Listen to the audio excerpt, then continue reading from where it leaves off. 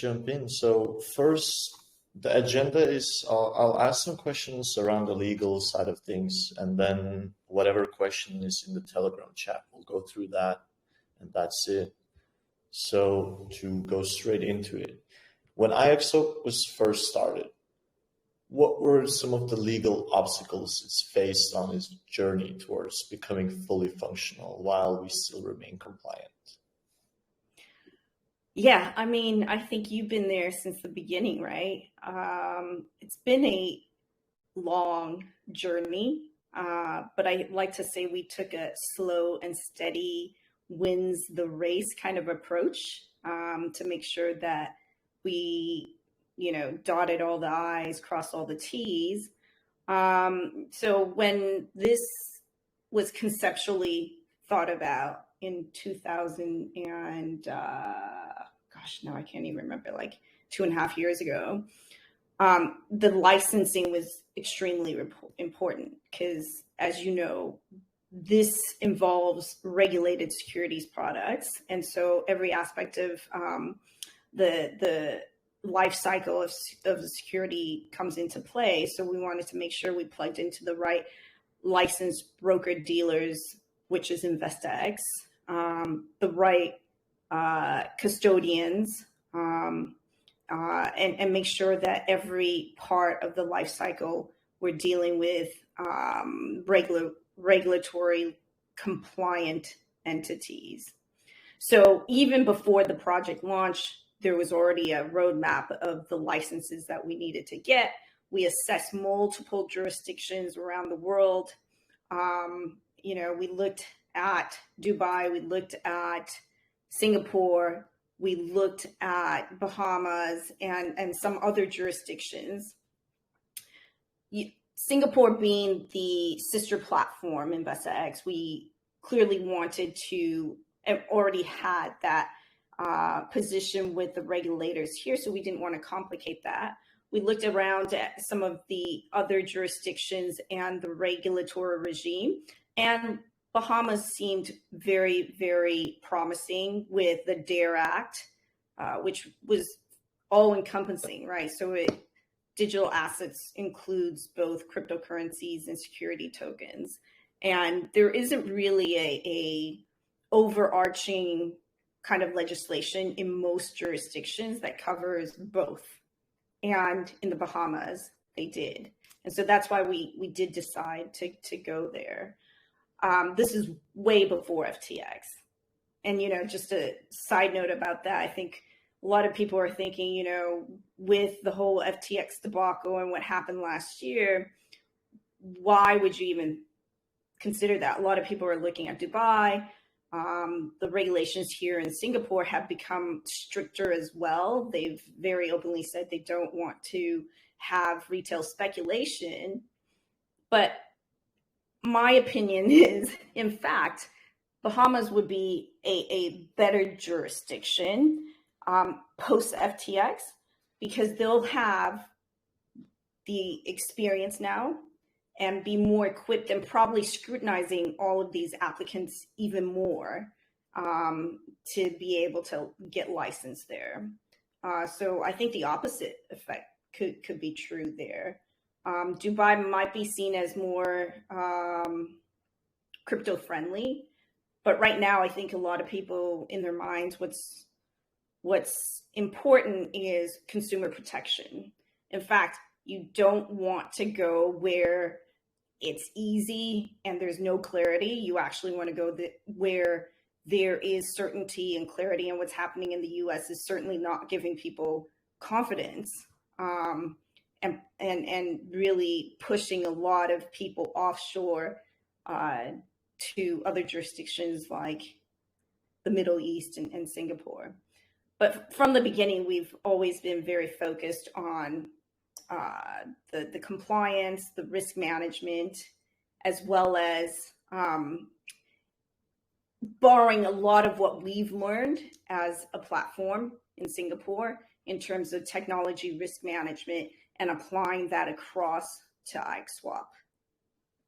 Right. And so how has the legal side of things impacted the development of IXSwap? if we think about it from a tech perspective? Yeah, I think because of existing experience operating regulated platforms in what we consider probably one of the strictest forms of compliance, reporting, technology risk management, people management, all of that, we have been able to carry that across. So it's been extremely beneficial for us with our licensing. And of course, we have this, the sister platform, InvestaX, has been around for more than 7 years. So that in itself is credibility as well. Yeah, definitely, definitely. And so now we talked about where we started, and then how has the journey kind of been? So we decided that we would do the Bahamas license back in the days, and then there on to today. How has that journey been for the legal team? Well, I think our legal team has actually navigated really well the landscape across the globe, because we are operating in so many jurisdictions. A lot of what we do is scoping out all of the legislation that's coming out. In fact, I can't share screens right now, but one of the things that we put together is a comparison of the regulatory landscape amongst some of the top operating jurisdictions like Singapore, Switzerland, Thailand, Hong Kong, Korea. For the space that we're in, if you are, so we all know in the US, they're still using this really antiquated securities test called the Howey test. It's based on case law from 1946, right? And it asks 4 questions, and you have to comply with all 4 prongs in order for it to be considered a securities offering, right? I think we're all pretty familiar with that. Is it an investment of money in a common enterprise with an expectation of effort based on the efforts of others, right? And there's been a crackdown in the US right now on what they call Operation Choke Point, to basically cut any access to traditional, services like banking services for all the crypto companies. A lot of enforcement action taken against crypto companies in the US, Kraken, Paxos, categorizing pretty much everything as a security aside from BTC and Ethereum, and basically using that test, right? And so when we did this survey of the regulatory landscape, we looked at, are there existing securities regulations that would apply? If not, did these jurisdictions come up with new rules to govern digital assets as a whole? And then separately, specifically for digital securities, right? Because digital assets include cryptocurrency, stablecoins, and security tokens. And what we found was, in most jurisdictions, if you're offering a security token, it falls under existing securities regulations. In Switzerland, that would apply, except they did add on a new law called the Swiss DLT law that has brought in aspects of the technology and the considerations that come along with that. And then there are other jurisdictions like Korea that has come out with an entirely new security token framework, specifically just addressing security tokens. And in the Bahamas, they have this DARE Act, which encompasses both security tokens and cryptocurrency. So Singapore and USA are still governed by existing securities regulations. And you could argue that some upgrades may be needed, but no new legislation is required. Everything, so long as you comply with existing securities regulations, the same tax, the same offering rules would apply. So as lawyers, it's essential for us to understand what those rules are in the jurisdictions that we operate. And so a lot of our time is spent on assessing, what the implications are. Interesting. I think what you said with the SEC today too is quite interesting, because they're just going after everyone now. It just feels like they're trying to throw everything they have on the wall and hope something will stick. That they're not really the companies, but rather crypto as an industry. Yeah, I think, we saw this with staking products, lending products, anything that has some kind of return profile are all bucketed now into a securities offering. I think it really has a public policy viewpoint behind it. As a consumer and as an investor, if you were going to put your asset, whether it's a digital asset or a traditional type of security or even cash somewhere, you do want to know how that's going to get used, how that's going to be held, and just more disclosures, right, on how you're getting those returns. So as I suppose I might get in trouble by saying this and, upset a lot of people, but I would, as a consumer, I would like to know that. And I'd like to have some recourse. And right now, the problem is with a lot of these platforms, I guess you're not getting the recourse. It's not necessarily their fault, because the law in those jurisdictions may not be clear, right? But for us and where we're operating in Singapore, we've been here for 7 years. It's pretty clear. Any type of token offering, there are 3 buckets that you can put it in. And they still recognize utility tokens, those that are entirely not regulated under the securities laws. But there's a new law in Singapore that's called the PS Act that governs non-security tokens, utility tokens that just offer you a service or some kind of discounted pricing, things that don't have a return value attached to it. And then you have digital payment tokens, which are, Bitcoin, Ethereum, those that are used as a form of payment. And then you have the security token offerings. And it's very clear, if it's a security token offering, then you comply with existing securities regulations. Similarly, for IXSwap, there's a distinction between security tokens and cryptocurrencies or digital payment tokens. And so those would be governed in the Bahamas under the DARE Act. And I keep on going back to our assessment of the regulatory environment and our choices for where we chose to set up. And it wasn't just by hapstance. We actually had we took an assessment and a view and strategically placed ourselves in those jurisdictions. It's unfortunate what happened with FTX, but like I said, I look at it as potentially this could be a positive for people who are looking for jurisdictions that have now regulators who are going to be scrutinizing these applications a lot more thoroughly. So getting licensed in these jurisdictions are not going to be that easy going forward. Yeah. And we see that with IXSwap now. So regarding that, do you have any updates or anything you can say about the license? I think I can say this. I think we're very close.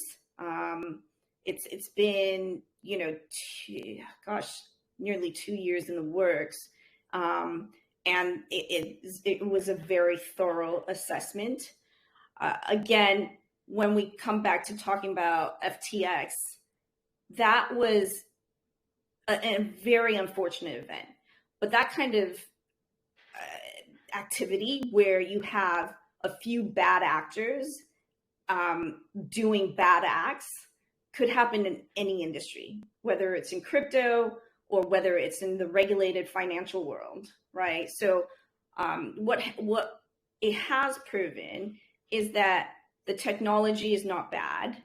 What we need to regulate is probably the operators and the people. And again, it also goes to show there's a push for more DeFi, right? So that you don't have control in the hands of one single point of failure. And so that's why iSwap is really, really interesting, because we're trying to plug in the DeFi applications in the back end using an interface that's, hopefully to many, an easier way to access DeFi applications through a trusted, regulated platform.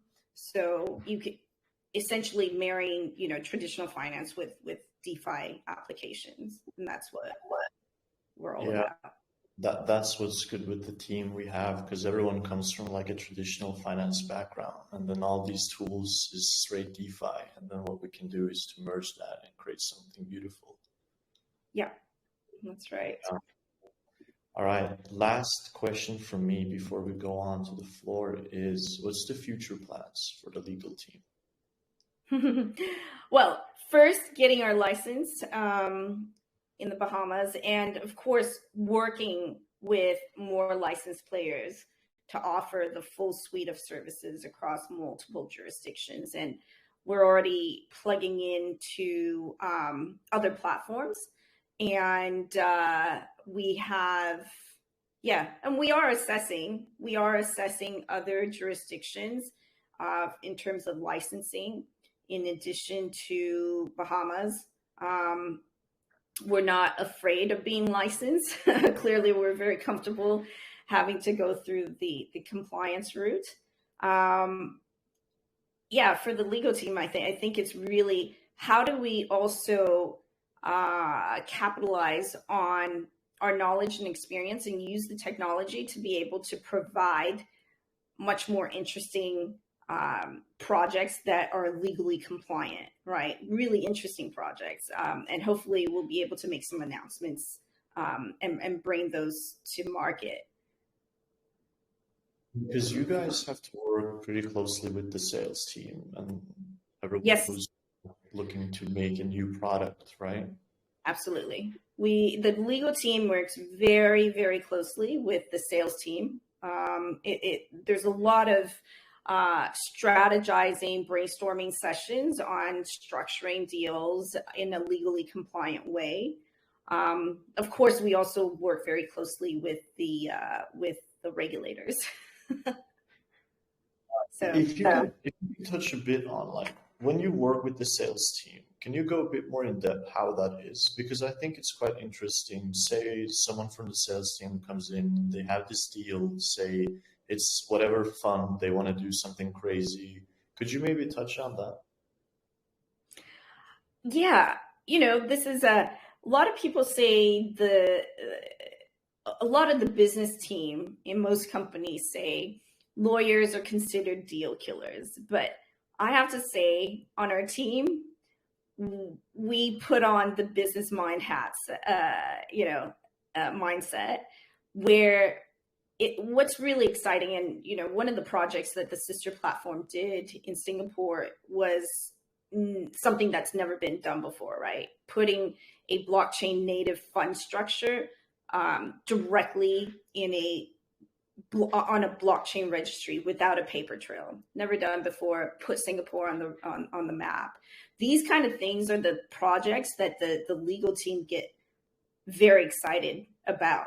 And we're constantly trying to look at ways to introduce new products, new structures, trying to change the way that things have been done before, right? And I always say this because I think what gets me really excited is the fact that we are here at the start of a journey that could have transformative value, potentially having leaving some kind of legacy, right? And where I practiced before, I was a real estate lawyer for many, many years, and also did some securities law. I have always noticed that, generally when you want to introduce tech, it's incremental introductions of technology or processes, because we're all afraid for change overnight, right? What we're doing here is quite transformative. It's something that's never been done before. And now I think what you're seeing in the technology world is no longer that incremental, but something major, something big, right? Like we talk about ChatGPT. That was under development for 7 years. We couldn't see it in play until recently. But once you can actually put that in a user's hand, we then realize, wow, what a transformative technology it was. And I think this is the same thing with IXSwap and what we're doing at InvestX.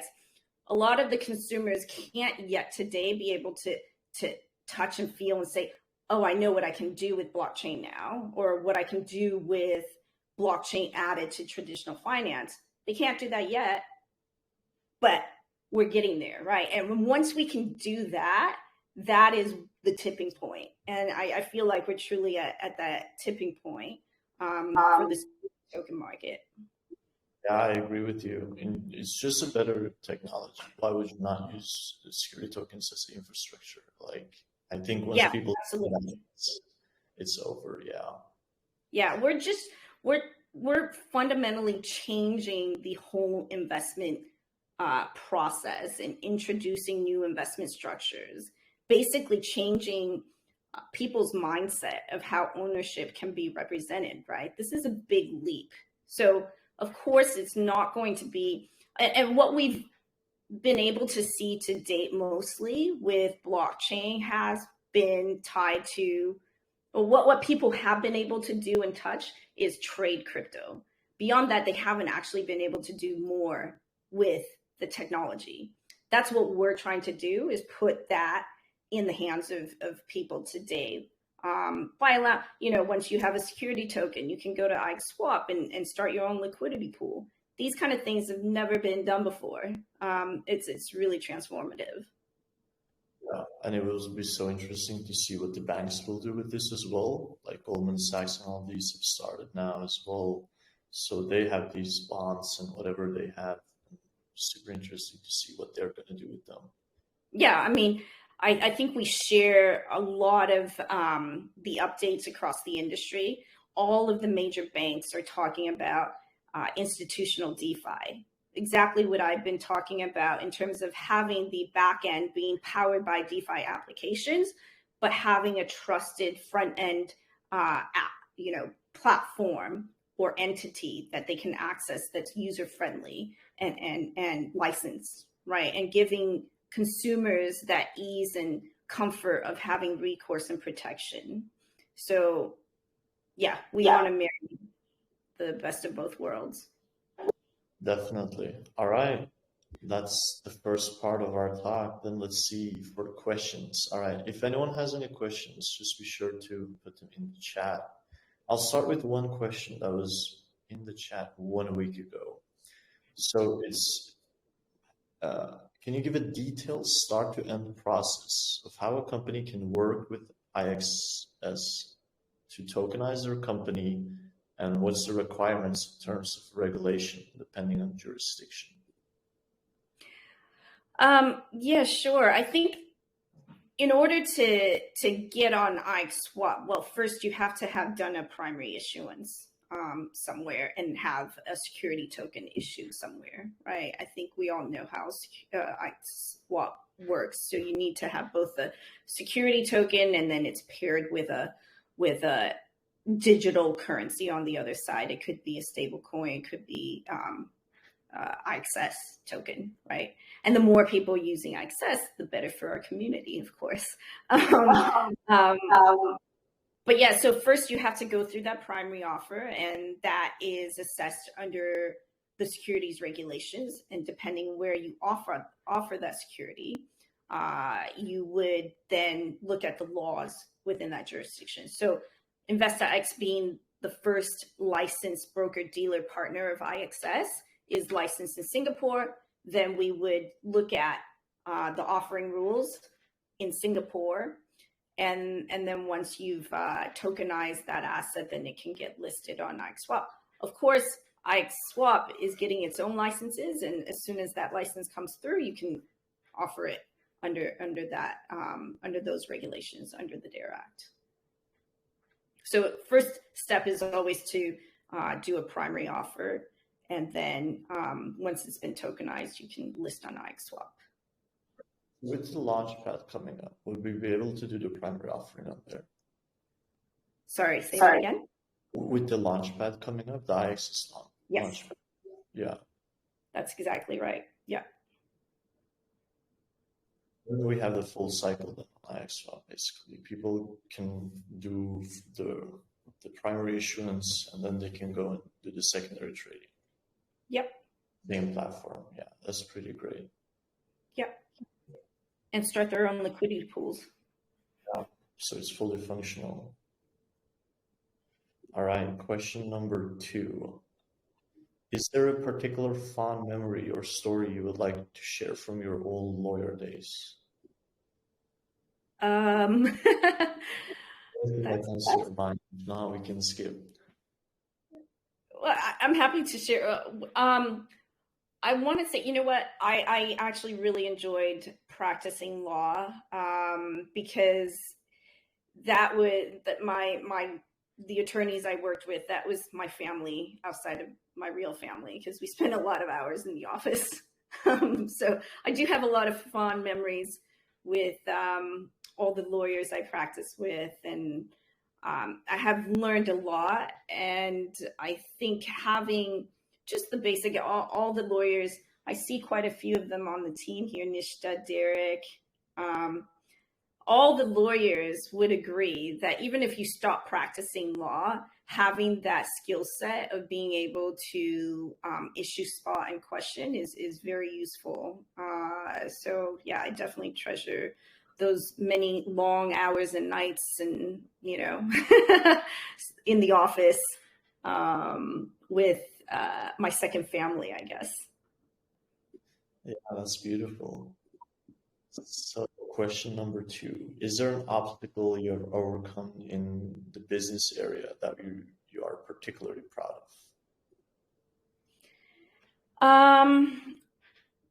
I think we, as a licensed, so when we first started this business, it was just Julie and myself, and it was a grind. We managed to get licensed in a extremely difficult environment at the time. There were no crowdfunding rules. I would like to think we actually helped contribute to the framework. And we still do that today. And I'm actually the chair of the Digital Financing Subcommittee for the Singapore FinTech Association. So a lot of the work that we do is advocacy and trying to help the industry as a whole, right? So we're not just looking out for our own interests, but the entire community, because what's good for the community is good for the growth of the entire industry. And so a lot of what we do is trying to look at how we can improve the regulatory environment, really help startups and fintechs in particular. For me, what I'm most proud of is the fact that we went through the grind. We could have taken a very different path, right? And Julie and I joke quite a bit about this. So we could have just started trading crypto. Why didn't we do that? And just exited a long time ago. But no, we went and built and continue building because we believe this is going to be the future. And that's why it's 7 years into it and we're still here, where many of the other operators or players that came into this space around the same time are no longer standing, right? I think it's the tenacity and our overall vision that has kept us going. And I think now we have a great team of people that are also equally sharing the same vision and excited about the future of this. That's why we're all here. Then the next question, what motivates you to work in crypto? I think you kind of touched on this, but if you want to add something. Yeah, I was kind of young when the whole .com boom took off.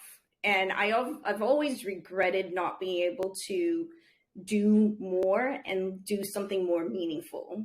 So this is in a way my potential way of leaving some kind of legacy and for perhaps, I'm doing an interview with the Prop Tech Insights on Wednesday as well. And Bernie from Yardi asked me the same question. And I just said, this could be the potential of kind of transforming how this whole space operates. And we had a role to play in that. And that makes me very, very excited. And I just love this space. We started in the crowdfunding industry in 2015, and we saw the crowdfunding space grew, and ICOs to us just seemed like a version of crowdfunding with better tech. And so that's why we started looking at blockchain, going to all the crypto conferences, and really believe in the technology and really went 100% into this space once we realized the potential, basically investing our entire time and life into building this business. So this is hopefully something that we can all be proud of. And even if we play a small role in how these transactions can be done. I mean, I worked as a lawyer and I saw this firsthand. There's no trust between counterparties, right? So you had all these intermediaries, escrow agents, trust companies, you'd have title companies, every single intermediary in there because there was no trust. Now, why not leave that trust to technology or smart contracts or some code and let the business continue and let the transaction go through, removing the unnecessary intermediaries? That's what we like to see. I agree with you completely. It is definitely like taking a big part of what's going to transform in the financial industry. Yeah, that's super exciting. Last question.